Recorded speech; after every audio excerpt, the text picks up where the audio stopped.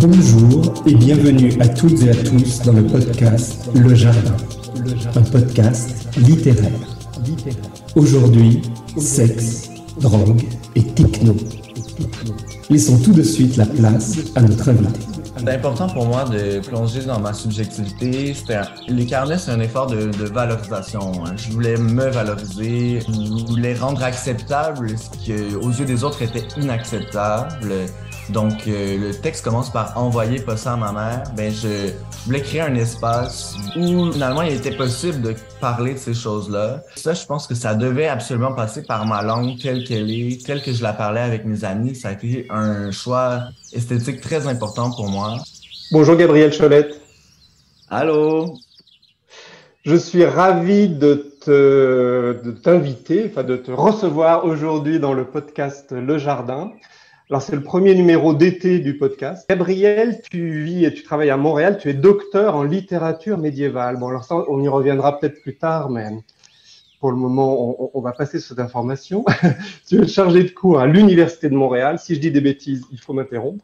Et tu es l'auteur donc d'un premier roman, d'un premier livre. Alors, je ne sais pas d'ailleurs si tu appelles Les Carnets de l'Underground un roman. Tu vas nous le dire aussi, tu vas nous préciser. Et ces Carnets de l'Underground ont été une première fois publiés chez Triptyque. Donc, Triptyque, un éditeur de Montréal, dans une collection qui s'appelle Queer. Donc, ça aussi, on en reparlera. Le 13 janvier 2021, très précisément. Et le fait que je te reçoive aujourd'hui dans le podcast, c'est que le même livre, donc Les Carnets de l'Underground, a été publié le 13 juin 2023, et cette fois par une maison d'édition française qui s'appelle Le Gospel. 13 janvier, 13 juin, première question, est-ce que tu es superstitieux? Est-ce que le nombre 13 te porte bonheur? Bonne question. Salut François-Xavier. Merci de me recevoir dans ton jardin. Tout fleuri, c'est beau. T'as posé, il y avait plein de questions dans ce que tu as dit, mais premièrement, donc le 13 juin, ça a été une date très importante pour moi dans ma vie. 13 juin 2021. C'était pas un vendredi, je crois, hein? Est-ce que tu as regardé? Ah non, je ne me suis pas penché sur le calendrier. Je pense que c'était un lundi. Et non, en fait, oui, je suis de plus en plus superstitieux. J'aime croire que dans les superstitions, il y a des petites vérités cachées sur l'humain. J'essaie de m'ouvrir un peu aux superstitions. Malheureusement, je viens d'un milieu où est-ce qu'on les éradiquait le plus possible. Mais ça serait de mes rêves de retourner par exemple, voir qu'est-ce que ma grand-mère était superstitieuse, là. Donc, un petit projet peut-être à venir. Mais je trouve qu'il y a des choses qui sont précieuses là-dedans quand même dans nos superstitions. Et j'ai noté que donc c'est bien ton premier livre, mais que avant ce livre-là, il y avait un désir d'écriture. Et j'aimerais que tu nous parles de ce désir d'écriture. D'où vient-il? En fait, moi, je suis fils de poète. Mon père a été une carrière de poète. Il a écrit 8 recueils de poésie. Puis dès très jeune, là, je savais que je voulais faire comme mon père, que je voulais écrire. À 4 ou 5 ans, j'écrivais mon premier carnet qui se nommait Le Soleil de tous les garçons. C'était dessiné, illustré avec des textes où je m'exprimais pour la première fois. Puis je trouve le titre assez révélateur parce que ensuite, je suis devenu, j'ai compris mon orientation sexuelle. Puis je trouvais, déjà, je me plaçais comme le soleil de tous les garçons. C'était assez drôle. Puis ouais, en fait, j'ai gardé ce rêve pendant toute mon adolescence. Jusqu'à l'âge adulte, j'organisais des cercles d'écriture. Mais j'avais toujours des projets qui étaient un peu immenses, magnanimes, écrire des grands romans, tout ça. Et c'est quand j'ai décidé de poser sur la page une parole beaucoup plus fragile, vulnérable, que là, ça a fonctionné pour moi. Donc, tu me demandais plutôt, est-ce que c'est un roman? Comment est-ce que moi j'en parle? Moi, je respecte vraiment l'étiquette générique qui est dans le titre, les carnets. Pour moi, ça, c'est exactement la forme. Tu sais, des petites notes qu'on prend sur un cellulaire, sur un bloc de pages, et qu'ensuite on retravaille pour former donc un carnet de voyage. Mais ici, c'est un voyage dans l'underground, donc dans les raves, dans les dark rooms, les saunas gays, donc toutes ces sortes de choses-là. Alors, les carnets de l'underground, moi, c'est vrai, j'ai pensé au carnet du sous-sol là, de Dostoïevski, mais est-ce que tu as pensé à ça aussi ou pas du tout? Ça n'a aucun rapport? Parce que bon, forcément, underground, sous-sol. Ben oui, exact. En fait, c'est que j'étudie à McGill, qui est une école bilingue, puis j'étudie en même temps les carnets du sous-sol et Notes from the Underground. Et au Québec, c'est très important le franglais, donc je voulais un titre en franglais. J'ai lié les deux. Après, l'œuvre de Dostoevsky, elle est importante pour moi, mais je vois pas les traces dans l'œuvre, malheureusement. Quoique c'est l'histoire d'un homme qui est un peu en mal-être avec lui-même. Je pense que j'exprime un peu moi aussi un mal-être dans l'œuvre, mais là, le fil est un peu tiré, je pense. Oui, au-delà du titre, effectivement, il n'y a pas forcément un rapport très évident. Alors, je me suis amusé à lire des critiques qui ont été exprimées sur ton livre. Alors, j'en retiens comme ça trois pour nos discussions. Alors, c'est Paul-François Sylvestre qui a dit: c'est un cocktail d'excès, de décalage, de provocation, d'hybridité et de déviance. J'aime bien déviance. On a Isabelle Beaulieu qui a dit: c'est un petit manuel pour non-initiés. .es. Et on a Vincent Gauthier qui nous a dit: une plume rythmée et poétique. Alors, ça fait beaucoup de choses. Mais effectivement, déjà, bon, alors tu as commencé à définir l'underground. Est-ce que tu peux nous en dire plus sur cet underground de tes carnets? Ben oui, tu sais, on parle de déviance, là, c'est quand même un mot fort qui est assez connoté quand même. Je pense que selon les critiques, on peut voir un peu où se situent les gens, c'est quoi un peu leur politique interne, parce que quand on qualifie quelque chose comme ça de déviant, c'est pas du tout la perspective que j'ai, hein. Pour moi, c'est ma norme, c'est mon milieu, en fait. C'est le milieu gay qui a besoin en fait de se retrouver dans des fêtes pendant la vingtaine. C'est un moment après l'école, après on sort de la famille et là on a besoin de se développer un nouveau langage. Puis moi j'ai l'impression en fait que ça se passe dans ces fêtes, la nuit, cachée, donc des lieux qui sont tabouisés mais en même temps qui sont très émancipateurs pour les personnes qui y vont. C'est assez fascinant en fait de suivre. Moi, je les vois, hein, les jeunes queer, les jeunes personnes trans qui arrivent à 21 ans, très incertains, certaines dans leur identité et qui, au fil des années, au fil de ces fêtes, développent une identité en s'appuyant sur leurs amis, les réflexions qu'ils vont avoir pendant les soirées. Donc souvent, on pense à la fête en termes d'excès, et c'est un peu peut-être que ce que j'ai mis en lumière quand même d'une certaine façon dans mon livre, mais il faut bien voir aussi tout comment est-ce que ça crée en fait des liens entre les individus, puis ça leur permet de se sortir d'un monde hétéronormatif. Je pense que là, il y a vraiment une tension ici qui est faite. L'underground, c'est ce qui est le sous-sol, mais on peut bien s'imaginer qu'en haut, c'est tout ce qui serait plus hétéronormatif, là. Au travail, quand on est gay, ben on répond à des codes qui sont pas ceux de la communauté gay, par exemple. Oui, donc ce serait l'underground aussi comme une marginalité, comme on dit. Voilà. C'est ça, un lieu à l'écart, dans les marges, en périphérie peut-être.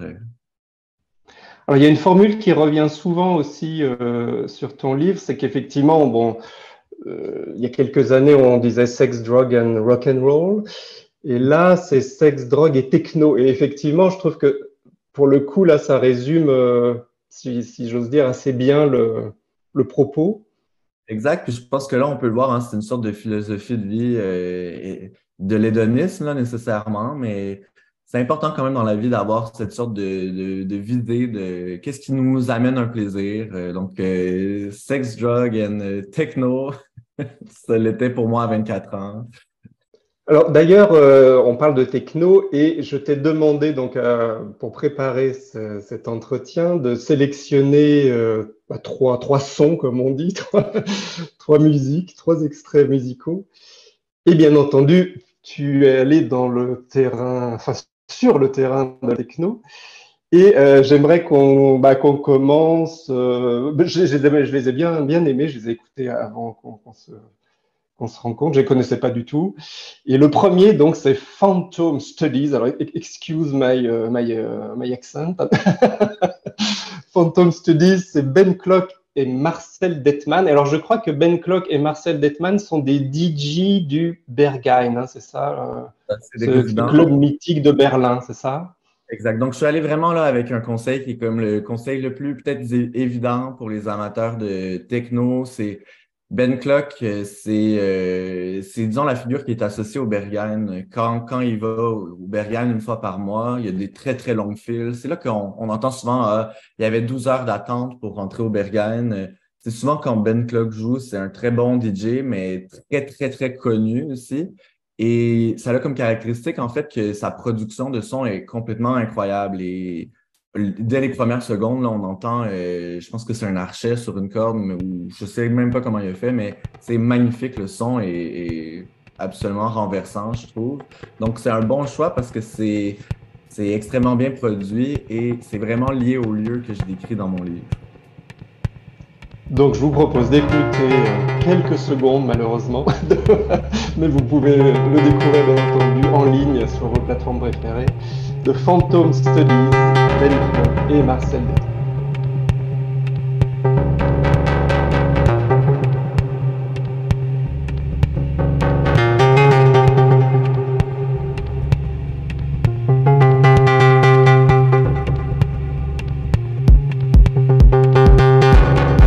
Nous sommes de retour avec Gabriel Cholet.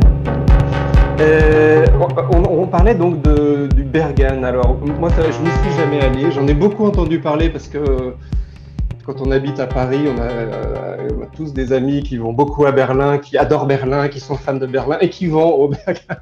Alors, qu'est-ce que c'est que cette histoire? C'est quoi ce Berghain? Ben, c'est une sorte de. Je pense que c'est considéré comme un temple là, du techno. Je mets ça avec plein de guillemets, mais tu sais, quand on lit la littérature, par exemple, du 16e siècle, on rencontre les temples de Cupidon. C'est comme des endroits où c'est difficile de s'y rendre. N'entre pas qui veut dans ces lieux. À l'intérieur, en fait, on se retrouve un peu dans un monde inversé. C'est un lieu où toutes les règles, en fait, sont inversées. Donc, par exemple, le code de bienséance devient, s'il est habituel, par exemple, dans la vraie vie, de serrer la main, avant de discuter, ben là, il est peut-être plus normal de se faire une pipe avant de se parler. Donc, j'exagère un peu, mais c'est un peu cet esprit-là qui habite les lieux. Et moi, je trouvais ça assez fascinant parce que donc, il y a une longue, longue file pour rentrer. Il y a un célèbre bouncer qui dit si tu peux rentrer ou non en fonction de est-ce qu'il considère que tu fais partie du party. C'est assez terrible, en fait, c'est une forme de discrimination. Tu sais, les milieux LGBT, on veut être contre discrimination, mais pourtant, on valorise vraiment ce lieu qui est full discriminateur. Donc là, moi, je vois une sorte de tension. Mais une fois qu'on rentre, par exemple, on se sent élu, il y a quelque chose de plus grande nature qui se passe. Les lieux sont immenses. La première fois que je suis revenu du Berghain, je suis rentré à la maison, puis j'ai fait des dessins sur la page, sur une page blanche à mon ami Emma, pour lui montrer comment c'était imbriqué les 3 étages du Berghain. Donc, c'est 3 clubs en un. Qui sont faites en façon de labyrinthe. Donc, quand on rentre à l'intérieur, on peut ressortir d'une autre porte, puis on se perd en fait à l'intérieur. C'est designé en fait pour qu'on devienne plus high qu'on l'est. Même si on ne consomme pas de drogue, je pense qu'après un certain moment, dans ce lieu où il y a des milliers de personnes, on devient nous-mêmes high. Donc, c'est tout à fait désorientant on reste là de longues, longues heures. Donc, souvent, tu sais, on vient le samedi soir, peut-être plus dimanche soir, disons, parce que c'est le bon moment pour y aller, et on quitte le lendemain à midi, en ayant vécu vraiment une sorte d'aventure dans les lieux. Donc, je suis allé à Bruxelles, au Musée des Beaux-Arts, et il y avait cette toile, je me rappelle pas c'est qui exactement, mais tout le monde se bat autour d'une urne de vin pour avoir la dernière goutte de vin, et c'est un peu la maison des fous qu'on voit devant cette urne. Le Berghain, c'est exactement la maison des fous. Après une certaine heure, tout le monde devient un peu animal, mais c'est un grand moment, en fait, d'élévation de soi. On sort de notre corps. On peut parler d'out-of-body experience. Ça, je l'ai vraiment vécu là-bas. ça rend le lieu mythique. Parce qu'ensuite, les gens en parlent avec des étoiles dans les yeux, ils ont vécu quelque chose qu'ils n'auront vécu nulle part ailleurs. Ça l'entretient le mythe. Et ça fait quand même 20 ans que le Berghain existe. Dans les années 90, ça avait un autre nom, donc ça a une très longue histoire. Les habitués disent toujours que c'est de plus en plus commercial. Ça, je le crois. Donc, avant, ça leur était plus pour les adeptes de techno et là, ça l'est de moins en moins. Mais il y a aussi le fait que la première fois qu'on va au Berghain, on se rend pas compte, en fait, on vit notre petit récit, notre petite aventure.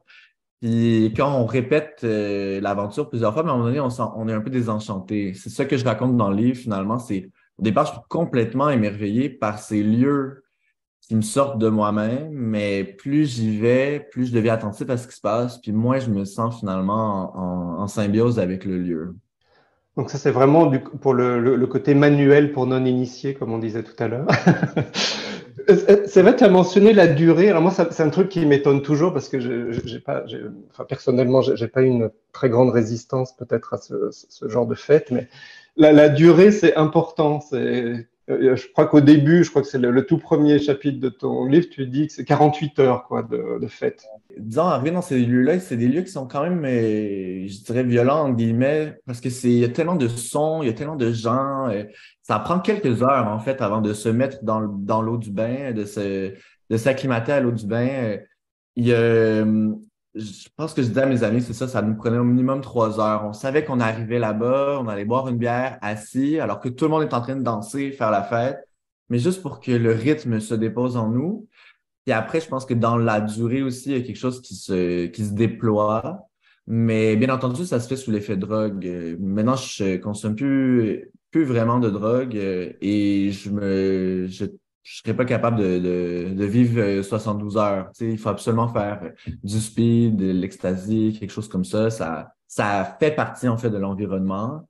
Même si c'est illégal, puis même si le Berghain permet pas ces drogues, mais il y a tous des systèmes, des circuits souterrains, ça fait partie aussi de l'aventure.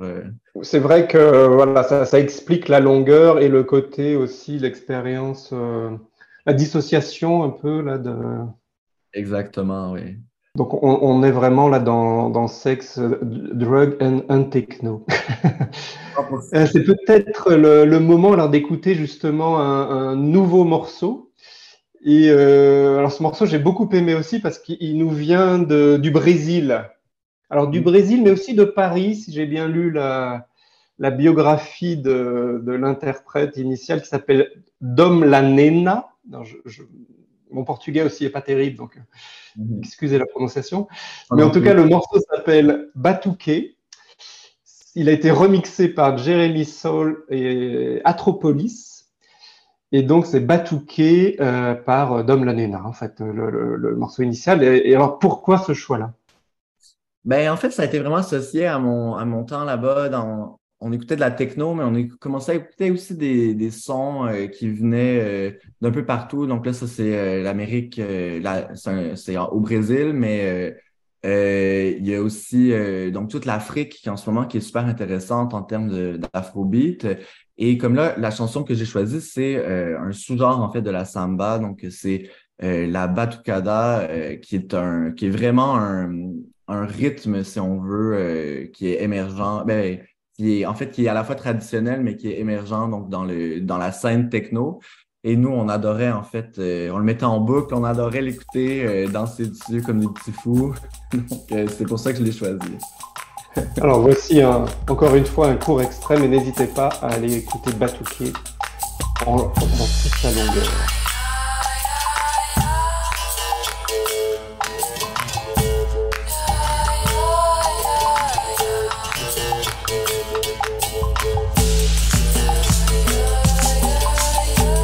Et on reprend toujours avec Gabriel Cholette pour les carnets de l'Underground. Alors j'ai retenu aussi quelque chose de très intéressant sur tes carnets, c'est justement un peu ta technique d'écriture, parce que si je peux me permettre la formule, et tu vas nous expliquer pourquoi, on pourrait dire que c'est une écriture Instagram. C'est ça? Est-ce que j'ai raison? Exact. En fait, à un moment donné, j'ai eu le flash qu'il y avait un sous-langage qui était en train d'exister, un univers linguistique qui était celui d'Instagram, qui était aussi lié au rave. En fait, quand j'allais dans les raves, on me présentait comme mon nom Instagram, Gab Show. D'ailleurs, pendant très longtemps, à chaque fois que mon nom était nommé, même dans les médias, on marquait Gab Show en parenthèse. C'était comme, il y a quelque chose de la génération Instagram. Il y a une sorte de visée qui tout tombe, retombe dans Instagram, qui est un lieu lié à l'image en premier. Donc, et ça, c'est important pour la communauté gay, cette image, donc le rapport à soi, se montrer, se dévoiler, se cacher aussi.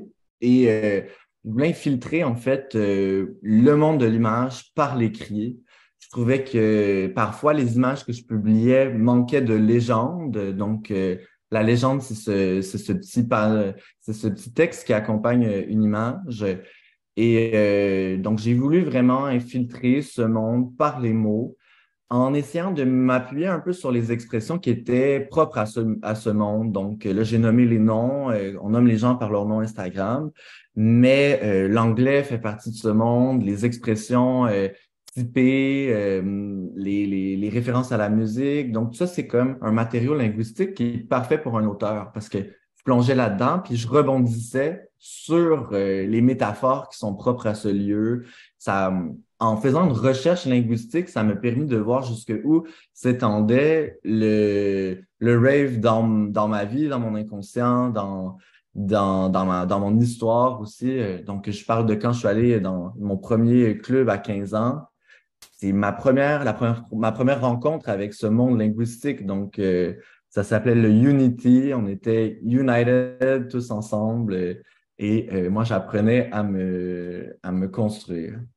Dans ton écriture, justement, il y a quelque chose aussi de très original qu'on retrouve dans chaque chapitre, c'est que tu mêles, on va dire, du québécois, du français plus traditionnel, si j'ose dire, de l'anglais. Enfin, tu n'hésites pas, voilà, comme ça, à employer une langue très vivante. Ça nous permet de nous émerger justement dans ton expérience. Est-ce que comment tu as travaillé ça?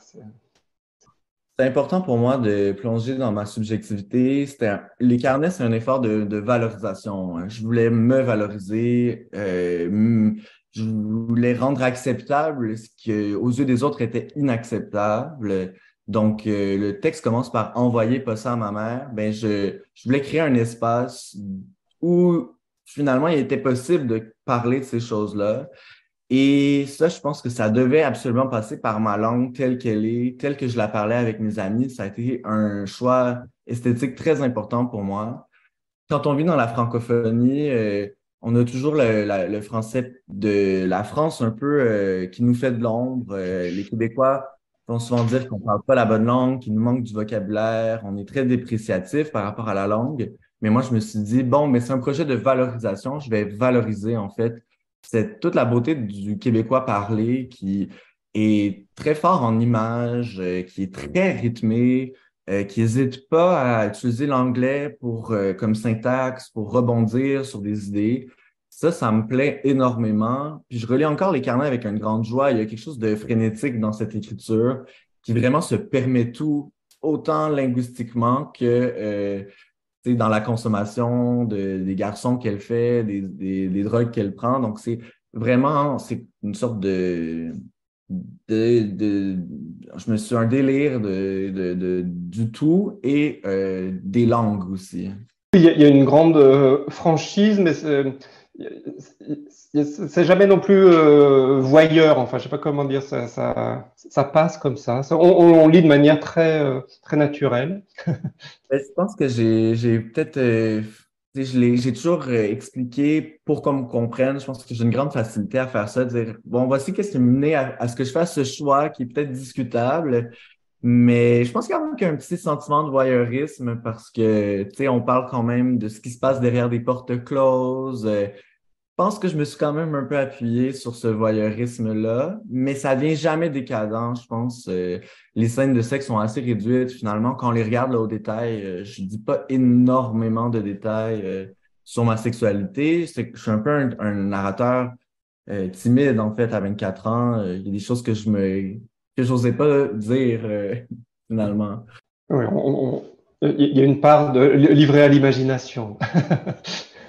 Et moi, ce qui m'a beaucoup marqué quand j'ai commencé à lire, puis tout au long de ma lecture aussi, c'est le côté humoristique, enfin drôle de tes aventures, on va dire.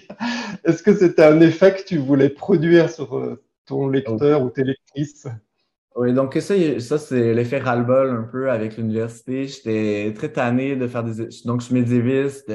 OK, certains textes sont drôles, mais en général, hein, c'est assez austère. Puis j'avais besoin de rire. J'ai commencé à écrire aussi en faisant toujours un peu... mes premières occasions de publier des textes, c'était dans des revues universitaires où il y avait toujours une lecture devant micro.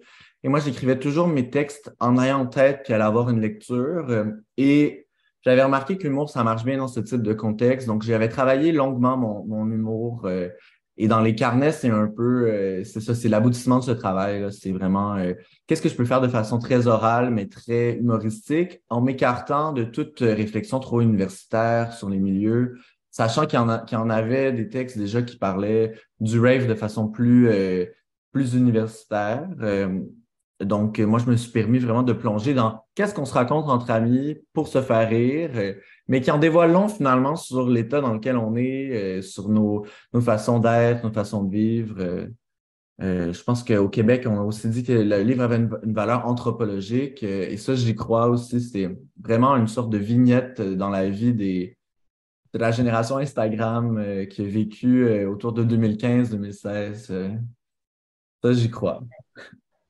Oui, c'est pour ça qu'on peut dire que c'est des notes de terrain, c'est les notes de terrain de l'anthropologue en Mhm. club berlinois. Enfin, alors, on a beaucoup parlé de Berlin, mais ça se passe pas seulement à Berlin. On voyage du Québec. Il y a Miami, je crois. Paris, bon, Paris, ça n'a pas l'air très fun, hein. Non, Ben, Paris, non, c'est c'est juste ça. pour atterrir. Ouais. Il y en a des scènes de rave, puis je pense qu'ils sont en train de grandir, mais il y a 6 ans, quand je suis allé, c'était plutôt dans des appartements qu'on allait.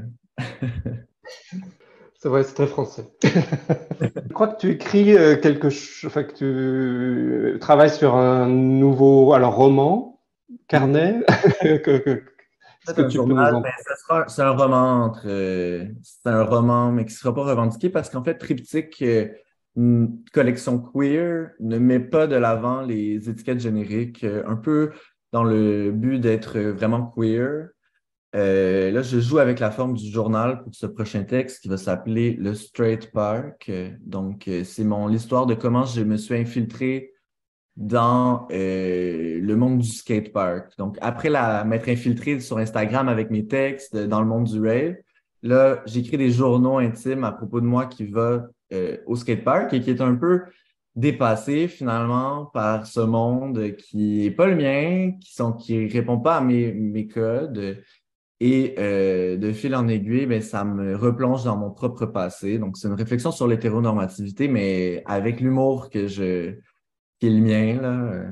On a hâte de le lire. Alors, c'est vrai que tout à l'heure, j'ai mentionné qu'il y avait deux éditeurs.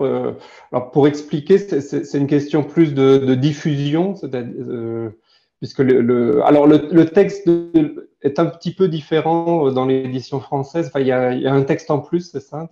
C'est ça exactement. Donc, on a pris l'occasion de le boucler différemment avec ce dernier texte. Et c'est sans les illustrations qui accompagnaient le texte dans l'édition canadienne. Mais ça a l'avantage, en fait, de mettre de l'avant mon écriture. Donc, c'est pour ça qu'on a fait ce choix. Je me posais la question des références. Alors, je pense à Bukowski, je ne sais pas si c'est quelqu'un qui te parle ou pas. Ben oui, Bukowski, je l'ai lu très jeune. J'étais fasciné un peu à la fois par sa poésie et sa prose. Ça m'a beaucoup accompagné avec cette sorte de rage contre le monde.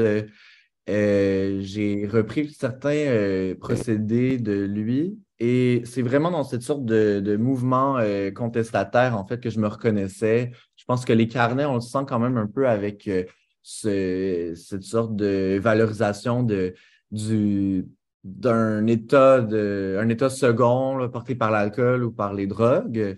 Ça fait longtemps, par contre, que j'ai lu Bukowski, donc je sais pas exactement, je me rappelle plus exactement je sais pas exactement comment je me tiens par rapport à l'œuvre, mais je sais que très jeune, ça a été important pour moi.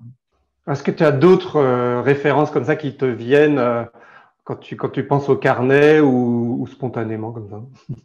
Ben, il y a eu ce livre, Geneviève Peterson, La déesse des mouches à feu, qui est l'histoire d'une jeune du Saguenay qui découvre la drogue. C'est un récit de maturation, donc elle devient adulte au fil des pages. Et ça m'avait beaucoup marqué parce que c'était écrit dans la langue du Saguenay, avec l'oralité, c'est absolument maîtrisé. Et je me suis dit, waouh, on peut vraiment faire ça, on peut vraiment parler la langue qui est la nôtre sans gêne et explorer les tréfonds poétiques de cette langue. Qu'est-ce que tu peux nous en dire plus sur qu'est-ce qu'elle est cette langue? Oui, ben, c'est l'histoire d'une jeune fille qui elle a des parents riches. Son père s'enrage contre elle et fonce sa voiture dans la maison de sa mère. Donc, dès les premières pages. Et tout le reste du récit, c'est un peu voir comment cette jeune fille se démêle un peu dans cette situation familiale qui est difficile, dans un contexte très pauvre. Et là, c'est vraiment écrit là, avec je sais pas, des expressions très riches, très colorées, du lexique particulier au Saguenay. Et ben, c'est ça que j'ai essayé de faire ensuite avec le rave. Donc, reprendre le lexique qui était propre au rave pour en créer une œuvre. J'ai cru voir aussi que tu aimais bien Bret Easton Ellis. Alors, Bret Easton Ellis, ça pourrait être pour la génération X et toi, tu vas essayer de faire ça pour la génération Z. Enfin, je sais plus si où on en est aujourd'hui. Ben oui, hein, il y a ça un peu. Mais ce que je retiens de lui et de Dennis Cooper, c'est vraiment ce regard-là sur les générations. C'est de dire, on écrit dans un contexte particulier, comment est-ce qu'on peut lire en fait une génération grâce à une œuvre. J'ai été énormément marqué par American Psycho, que je trouve écrite là, mais parfaitement. Je retourne souvent à American Psycho pour voir comment c'est écrit parce que je la trouve fascinante, cette œuvre. Il y a plein de choses qui me reviennent toujours en tête, comme la façon qu'il décrit les complets de tous les personnages. Il décrit la mode vraiment de façon juste. Puis moi, je ne connais pas la mode en fait qu'il décrit, mais ça me fascine de voir que c'est tout ce savoir qu'on entretient au fil du temps, quand on se promène dans la rue, on est capable on juge les gens finalement par rapport à comment ils s'inscrivent ou non dans un code particulier. Puis tout ce savoir-là qui est un peu anthropologique, finalement, mais ça me plaisait de le garder dans une œuvre. C'est un peu comme ça que je me situe. Bret Easton Ellis aussi écrit des œuvres qui sont choquantes. Ça, je valorisais ça énormément à l'époque des carnets. Je voulais faire quelque chose qui soit complètement à l'écart de ce que je connaissais, des écrits qui sont un peu en vogue là, ici au Québec. De passer à notre troisième et dernier extrait musical. Alors, il s'agit de Gimme Some. Et la personne qui a écrit ça, c'est Weval. Alors je ne sais pas comment prononcer. Weval, ouais. Alors ça aussi, c'est les années club. Exactement. Ben ça aussi, on va reconnaître, c'est une voix très marquée par la production électronique. C'est ça, très jeune, en fait, je me suis rendu compte que j'avais une propension à aimer vraiment la musique qui était auto-tuned, là, comme on dirait, avec des filtres sur la voix. On peut penser à Kraftwerk qui a commencé, hein, mais tout ce qui est plus récent aussi me transporte complètement. C'est comme si le fait d'avoir une voix avec un filtre, pour moi, ça déployait l'émotion d'une chanson. Et ben là, c'est une chanson très rythmée où les seules paroles sont « Give me some ». Et je vous conseille fortement d'écouter, c'est une de mes chansons préférées. Give me some trouble.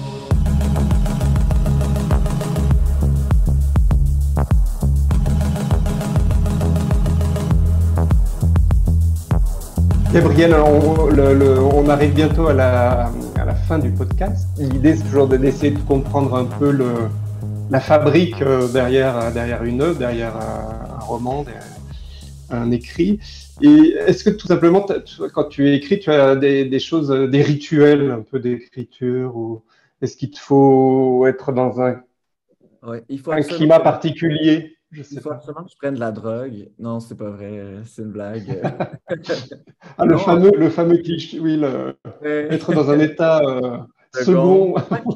Moi, que si je réfléchis, mon rituel, c'est quand même d'écrire au moment de prendre mon café. Je trouve que les 2 heures après le café sont absolument magnifiques.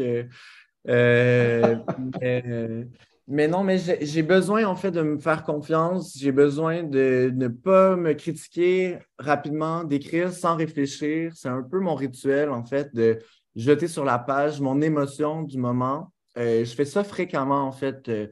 Plusieurs fois par semaine, je vais noter à quoi je pense, qu'est-ce qui m'habite en ce moment. Et souvent, je vais revenir à ces notes-là ensuite plus tard pour me dire, ah, c'est intéressant cette idée-là, j'aimerais ça l'approfondir, la creuser davantage. Il y a plein d'idées qui se ramassent à la poubelle, mais je remarque que c'est vraiment mon petit, c'est comme mes couleurs que j'utilise là, sur mon truc pour peindre. C'est vraiment ma boîte à outils. C'est ces pensées que j'ai accumulées au fil du temps. Donc, c'est un peu ça mon rituel, je dirais. Mais est-ce que ça peut arriver à n'importe quel moment de la journée? Parce que alors, je sais qu'il y a des auteurs qui détestent, par exemple, écrire la nuit. Parce qu'ils me disent que la nuit, on est complètement l'imagination débridée, mais finalement, ce qu'on écrit, parfois, c'est vraiment n'importe quoi. Je ne sais pas si tu as noté ça ou pas. Ben non, moi j'aime écrire toujours. J'adore l'écriture, c'est vraiment mon petit plaisir personnel. Et tous les moments sont bons pour écrire. En fait, finalement, dès que j'ai une heure, je vais replonger dans des textes, travailler, relire. Ça me lie à mon corps d'écrire, puis c'est devenu un besoin essentiel. Ça aussi, c'est un autre cliché, hein. Les auteurs ont besoin d'écrire. On peut toujours contester. Moi, au début, je m'opposais un peu à cette idée, mais de fil en aiguille, je me suis devenu un peu addict à mon écriture parce que si j'écris, c'est que j'ai un besoin de m'exprimer et une difficulté à m'exprimer finalement au quotidien. Donc, j'ai besoin de passer un peu par ces journaux intimes pour libérer la pensée. C'est ça, c'est un peu problématique même si on veut, hein, parce que ça montre que j'ai une certaine, il y a comme il y a une difficulté chez moi à dire ce que je pense, mais voilà, c'est comme ça que j'ai contré le problème par l'écriture. Tu pourrais nous conseiller justement des livres à lire. Oui, vraiment, ça me fait plaisir de le faire. Donc, ben, je vous conseille en premier lieu Candy Ass de Nick Comilla. C'est une œuvre, là, c'est vraiment pour les auditeurs, auditrices qui aiment le queer. C'est une œuvre d'un homosexuel canadien qui a fait, qui a daté à Montréal au moment où le Myland était le grand quartier à la mode. Maintenant, ce ne l'est plus. Déjà, c'est devenu un quartier très touristique. Mais là encore, il y a un regard un peu anthropologique sur une ville. C'est une œuvre qui m'a complètement ravi. Les carnets sont un peu un hommage à Candy Ass, qui a une couverture très choquante avec un garçon qui tire la langue, prêt à manger les fesses d'un autre garçon. C'est ça, son candy, c'est le rimming, donc le fait de lécher l'anus. Mais je vous conseille pour tous les lecteurs qui sont friands de ce type de littérature, c'est vraiment un page turner, c'est une œuvre incroyable. Ensuite, pour deuxième œuvre que je recommande énormément, c'est Les Argonautes de Maggie Nelson. Ici, j'étais dans une révélation esthétique. C'est une œuvre d'une professeure de création littéraire aux États-Unis. Elle est queer aussi, donc elle s'intéresse toujours au rapport au corps, à la maternité. Et ce qui est incroyable dans cette œuvre, c'est elle écrit par fragments en intégrant des sources académiques, universitaires. Et c'est un va-et-vient entre la pensée et le récit. Je pense qu'il y a beaucoup de gens autour de moi qui ont eu la même révélation esthétique que moi, c'est-à-dire, ah, c'est possible d'écrire des idées, mais pas de la façon qu'on nous l'enseignait à l'université, de façon beaucoup plus imagée, beaucoup plus personnelle, sensible. Donc, Les Argonautes, ça a été vraiment une révélation pour moi. Je le recommande à tous. Et pour la troisième œuvre, je recommande La déesse des mouches à feu de Geneviève Peterson. C'est une œuvre québécoise, mais qui a tourné beaucoup en France. Vous avez le format de poche en France pour cette œuvre, donc je vous la recommande fortement. C'est une très, très belle découverte. Merci beaucoup, Gabriel. Alors, je rappelle évidemment que tout le monde doit lire les carnets de l'Underground. Merci encore, Gabriel. Et puis, on a hâte de lire ton prochain roman, alors, ton prochain écrit. Yeah, merci beaucoup, François-Xavier. C'était génial de me recevoir à ton podcast. Et voilà, c'est déjà fini. Merci beaucoup, chères auditrices et chers auditeurs, d'avoir passé un moment avec nous dans Le Jardin, un podcast littéraire. S'il te plaît, dessine-moi un écrivain. Je suis François-Xavier Robert. Ce podcast n'aurait pas été possible sans l'aide précieuse de Julien Oran au mixage et à la création musicale. Si vous avez aimé ce podcast, n'hésitez pas à laisser un commentaire, à le partager, à vous abonner. Rendez-vous très bientôt pour un prochain épisode